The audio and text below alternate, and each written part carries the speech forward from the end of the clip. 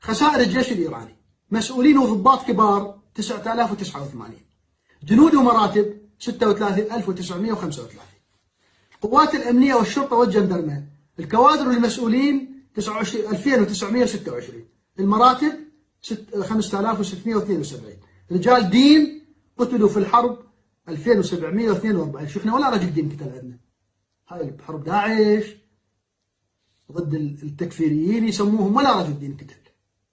شوف كل رجال الدين تلقى وجهه احمر وياكل له يوميا 5 وجبات 6 ولا واحد مات. طلاب جامعات